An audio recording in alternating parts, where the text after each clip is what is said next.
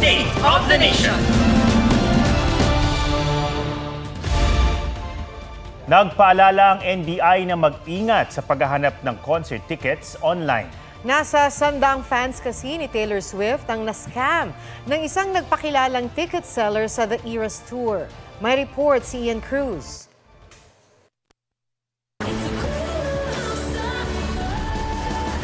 Sa Marso na ang concert tour ni Taylor Swift sa Singapore.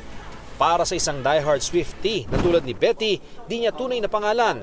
Tila isang cruel summer kung mamis niya ang The Eras Tour. Hindi siya nakakuha ng ticket nang mas sold out agad ito sa official sellers noong Hulyo. Naghanap siya ng ticket online at itinuro ng isang kakilala sa lalaking may access daw sa ticket ng Eras Tour sa Singapore. Pumayag siya na makipag-meet up, nagpakita siya ng ID. Naka-video call ko siya several times to confirm na siya yung tao na pinapakita niya dun sa ID niya. Akala ni Betty, Mr. Perfectly Fine ang lalaki. Nagtanong din ako sa mga kakilala ko kung successful naman yung mga previous transactions nila. May mga social media influencers at saka celebrities siyang napagbentahan ng ticket. Nagpapakita siya ng mga proof ng transactions niya with other people. Pinangakuan daw siyang makukuha ang ticket 2 linggo bago ang concert. Pero nang dumating ang takdang petsa, hindi na niya ito makontak. Di ito pwedeng i-shake it off ni Betty dahil 65,000 pesos ang kanyang ibinayad.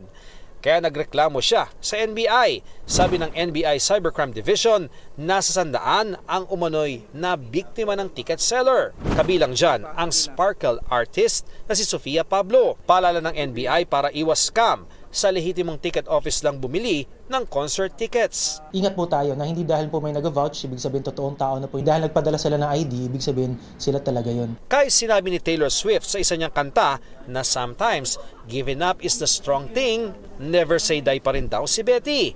May bago raw siyang kausap pero mas maingat na siya. Kaliwaan, pagka nakapasok na sa venue saka magbabayad. Ang online marketplace sa Singapore na Carousel, inanunsyong tatanggalin na ang lahat ng listing ng mga nagbebenta ng Taylor Swift tickets dahil sa pagdami raw ng insidente ng scam. Ian Cruz nagbabalita para sa GMA Integrated News. Nagsorry si Senator Robin Padilla kaugnay ng pagpapa-IV drip ng misis niyang si Mariel sa loob mismo ng Senado. May paglilinaw naman si Mariel tungkol sa kanyang drip session. May report si Mav Gonzalez.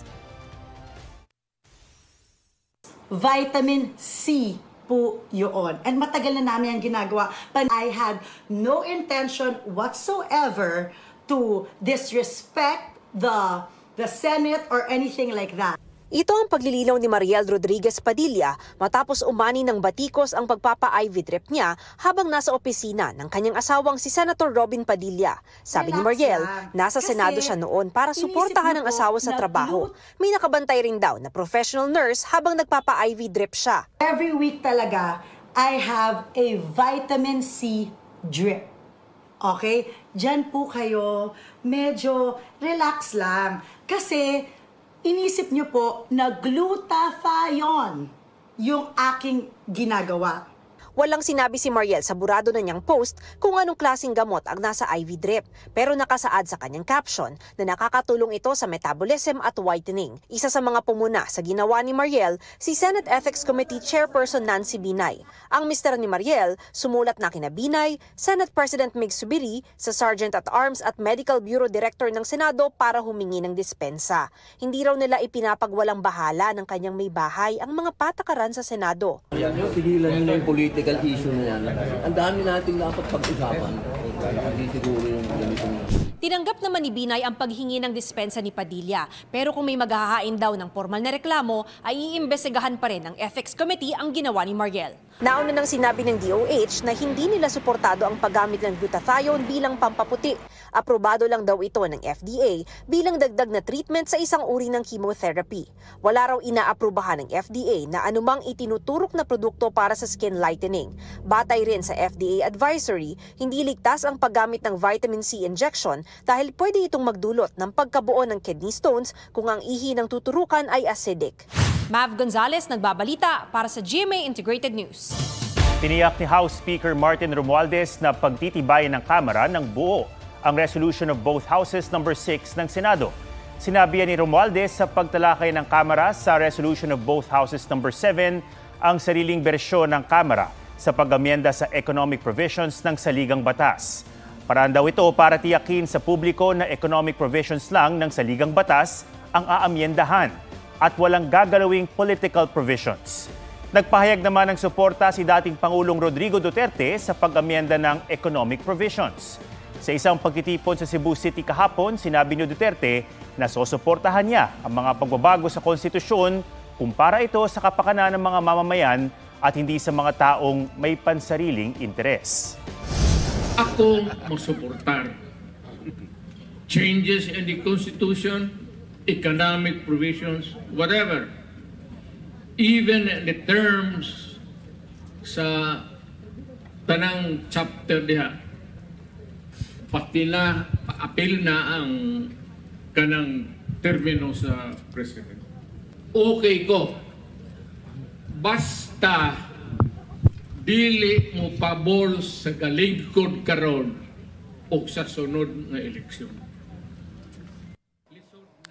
Sinusubukan pa namin makuha ang panig ng Malacanang. Sugatan ng isang lalaking nahagip ng tren sa Naga City. Ayon sa mga nakakita, hindi napansin ng lalaki ang paparating na tren. Tumilapon siya sa gilid ng riles. Isinugod siya sa ospital. Nakipag-ugnayan na ang kanyang pamilya sa pamunuan ng Philippine National Railways para humingi ng tulong pinansyal. Tiniyak naman ng PNP na mas paiigtingin ang seguridad sa riles.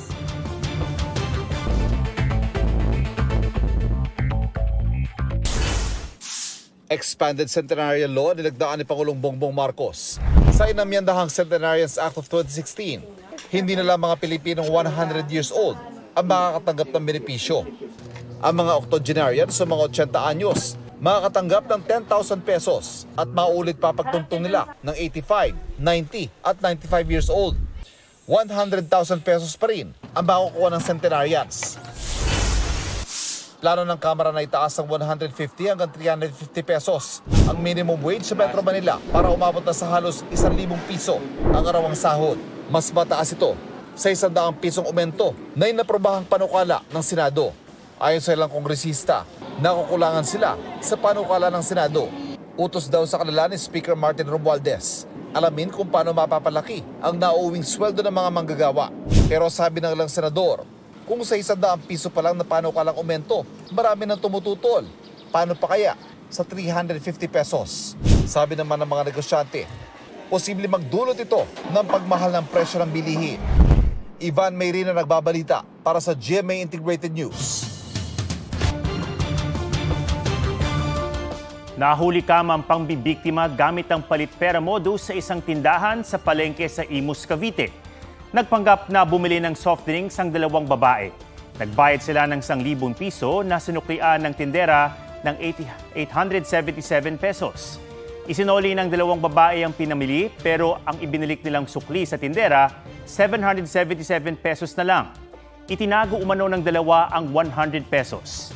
Nang ibalik ng tindera ang 1,000 pisong ibinayad, itinago ito ng dalawang babae, pinalitan ng itinagong 100 pesos at saka sinabing kulang ang ibinigay na pera sa kanila. Nagpasaklolo sa Bantay Bayan ang tindera. Naaresto sa isang sugalan ng dalawang babaeng tumangging magbigay ng pahayag. Sabi ng may-ari ng tindahan, itinanggi ng dalawa ang krimen. Pero nang ipinakita ang CCTV, lumuhod at nagmakaawa ang dalawa na huwag ikulong. Posibleng maharap sa reklamong swindling ang mga inarestong suspect. Hinikayat ni Pangulong Bongbong Marcos sa mga kabataan na basahin ang lahat tungkol sa kasaysayan. Sinabi niya yan sa kanyang vlog na inilabas kahapon kasabay ng ika-38 anibersaryo ng EDSA People Power. Binasa ng Pangulo sa vlog ang ilang liham at sinagot ang ilang issue. Dagdag ng Pangulo, dapat malaman ng kabataan ang parehong panig ng kasaysayan. Doon daw makikilatis kung ano ang tama at mali. Huwag kayong magbabasa yung isa lang bagay. Basahin nyo lahat. Ang turo sa akin ng lola ko, sabi niya, magbasa ka ng kahit na ano. At ikaw nang bahala na mangilatis kung ano yung maganda at hindi, ano yung hindi tama. And that's what you have to do. That's what history can guide us with. Muling nagkansela ng ilang aktibidad si Pope Francis ngayong Lunes dahil sa mild flu.